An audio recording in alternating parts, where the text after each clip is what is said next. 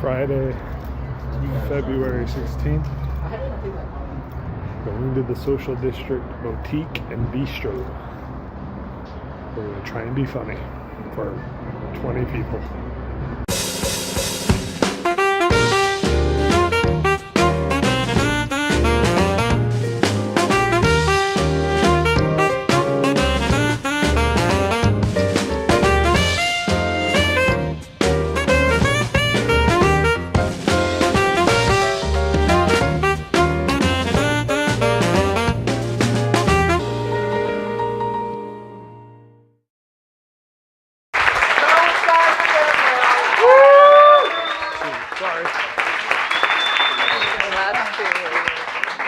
All right, I am not short or Mexican, so we'll see how this goes. Didn't know there was a standard. My name is Chase. Like I said, I am from here, and I was 31 before I got married, which means every family party I went to up to that point, someone would always come up and say, "Well, still not married yet, huh?" I'd be like, "Yeah, well, also not divorced yet. That feels pretty good." Right? Because divorce is kind of scary, especially from a man's side of it. A couple gets married, they build a life, then they get divorced, and then the man has to move out. He no longer has a white picket fence and plate glass windows. He has a one-bedroom apartment with a plate, a glass, and a window. First time I ever told that joke, the lady in the front started cheering because she said she left her husband without life. To which I said it sounded like he got the better end of the deal. All right, I eventually did get married when I was 31. My wife is 6 years older than me. We met online. We met on Ancestry.com.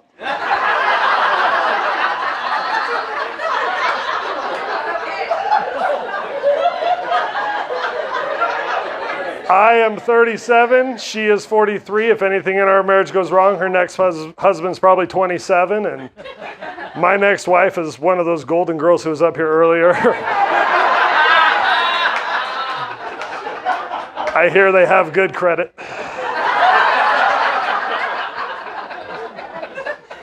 Six years older than me. That means when my wife graduated high school, I was still in recess, right? Like, I remember being in elementary school, seeing high school girls drive by, being like, "Oh, someday."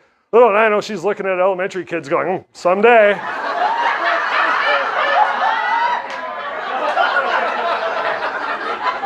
She tells me these jokes are getting old. I'm like, "Yeah, but so are you." All right, don't owe that. She's earned it, okay? So look, you have to understand, with me, love comes from insults. The meaner you can be to me and I can be back, the more I need you in my life. And I married her, okay? So just to give you an example, I won a comedy competition a few years ago, and I sent her a text telling her I had won. And she responded to me and said, "Just because you came in first doesn't mean you're a winner." Yeah. So like, again, some of you might be thinking something insulting about me, and after the show, I would love to hear it. And if you don't have something, I'll give you a freebie. I know that I look and sound like Napoleon Dynamite had a baby with Ray Romano, okay? Yes.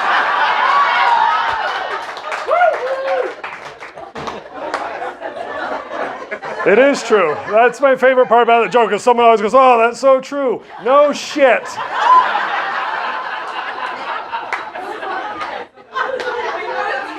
All right.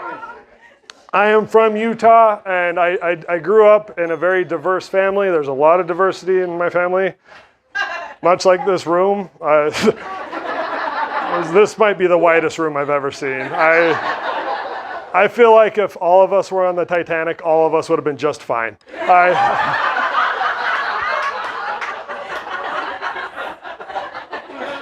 No one would have died trying to find us, okay? You see, my stepmom is Chilean, my stepbrother's Chilean. I've got my older sister married a guy from Vietnam. I've got 2 Vietnamese nephews, and my little sister was adopted from Thailand. I'm the minority in my own family, right? Like, you chuckle, but it's pretty messed up getting called Uncle Cracker every Christmas, right? I love being from a family like that because I feel like I'm pretty cultured for the most part, but every now and then I come off as a little bit culturally unaware, and something will happen and I'll have to step back and be like, "Ooh, that was wrong." Like, I tried to watch Straight Outta Compton. You guys ever seen Straight Outta Compton? Yeah. It took me 20 minutes to realize I was actually watching Space Jam 2. Cartoon LeBron looked like real life Eazy-E, so. Anyone in here from Cedar City? Yeah, that whole town is culturally unaware, all right? If you drive into Cedar City from the north side, there is a sign that says BLM and points to the left. Now, I know in this case, BLM stands for Bureau of Land Management. I know that. But in our climate and culture, BLM is much more known as Black Lives Matter. And if someone is to look at that sign and interpret it as Black Lives Matter, they'll notice that that sign points directly to the county jail. That is not a joke. Go there tomorrow and take a picture.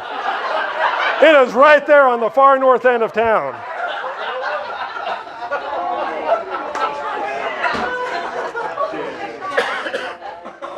I hear Salt Lake is trying to get a hockey team, which is cool. And then someone wrote an article asking if Salt Lake City was too white for hockey. And they said that Salt Lake City is 76% white. And I was like, so is the NHL. That one was new. That's why you guys didn't laugh at that one. I'm a stepdad, and I've got 2 little kids as well. And it's kind of cool because they all kind of want to be like each other. My 2-year-old wants to be like my 4-year-old. My 4-year-old wants to be like my stepson. My stepson wants to be just like his dad. That scares me because I'm going to end up with 3 kids with tattoos on their face that never pay child support.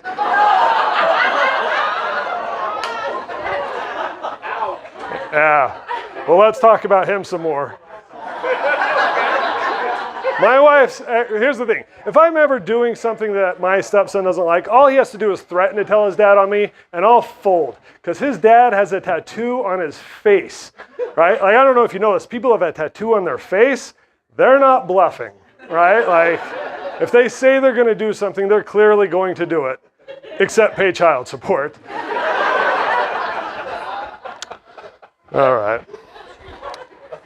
I used to make fun of the fact that people would say being a mom is the hardest job in the world. And I don't make fun of that anymore because I had to be a stay-at-home dad for an entire day once. And now I think moms are borderline superheroes, and I'll justify this because I know there's a lot of husbands and fathers who go to jobs that they are miserable at just to provide for their families, and that's not nothing. But remember, when you're at your job, you can still go pee with the door shut because you don't have to worry about whether or not your boss is going to choke to death on a Cheerio.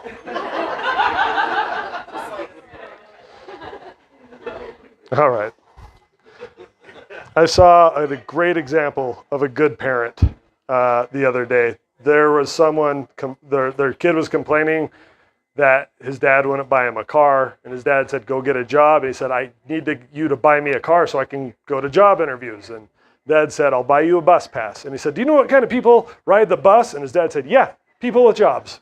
That's a damn good father right there. All right. What do you do for work?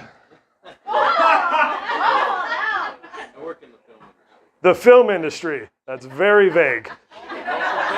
Motion, that's what film is, motion picture. Got it, OnlyFans. So you're a porn director. That's awesome. Looks like you have a couch of auditions right here. I'm sorry. What was your name? Christian. All right. Do you like politically correct jokes? Oh, I love it. Okay. I'm going to tell one that's not politically correct. Is that okay, Christian?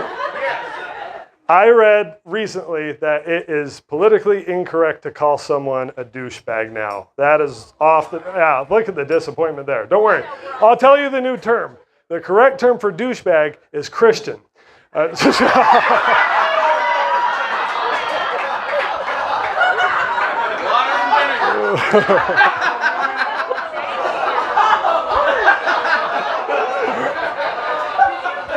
All right, moving on.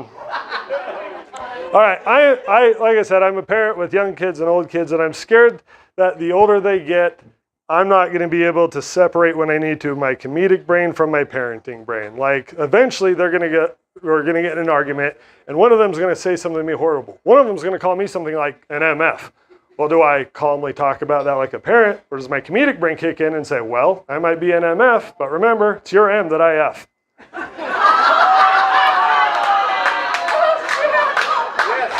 Now let me clarify, the reason I say M and F is because I'm from Utah, and that's how I learned how to swear. If I just say the first letters, for some reason, God won't count it. But that's the thing, because in Utah, we've decided we don't have to pronounce words the same as other people, right? Like, we have a lot of good hikes around here. We don't go hiking in the mountains. We go hiking in the mountains, right? We have a city in southern Utah spelled hurricane. We pronounce it hurricane, right? For no reason at all. And sometimes we'll change an entire phrase. We don't say I need to go to the doctor. We say, here's some essential oils.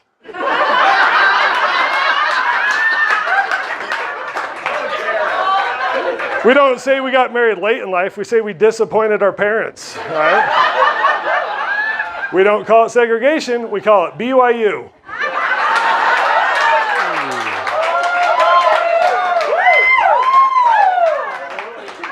All right, so let's talk about essential oils for a minute. I got kicked out of a meeting for making a joke at an essential oils sales pitch. Yeah, because the lady doing the sales pitch told me that her husband used to struggle with low testosterone until she rubbed some oil on him, and then he was fine. Yeah. Wow. Yeah. Yeah. Don't jump ahead. Apparently what this lady doesn't understand that Christian is an expert at is that to men, any oil can be essential. So I rose my hand and I asked her, what oil does she use if that oil lasts for more than 4 hours? She told me if I couldn't take it seriously, I needed to leave. So I got up, took my free samples, went home and boosted my testosterone.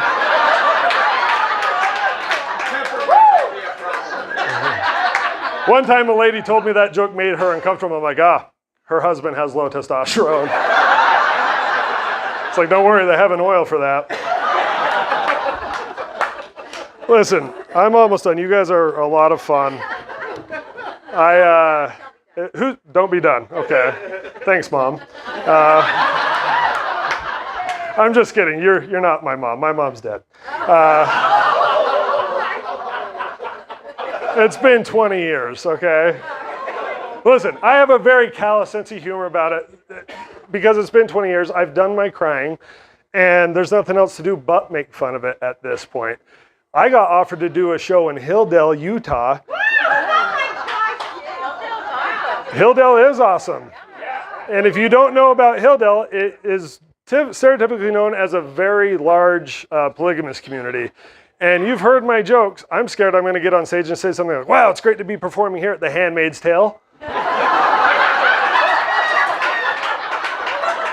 Take 5 seconds for someone to get mad at me and be like, sir, there's kids here. And be like, okay, well, kid, my mom's dead. Can I borrow one of yours?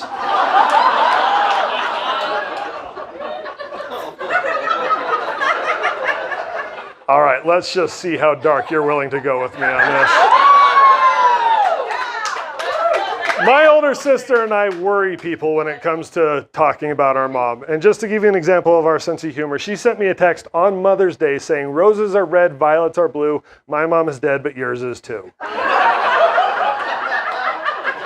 To me, that poem is not finished yet, so I had to finish it.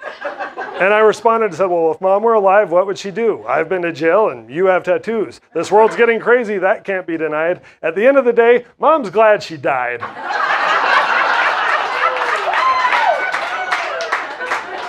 And people say, well, what would your mom think about these jokes? Well, my mom went to 29 Barry Manilow concerts, so yeah, this might seem a little blue.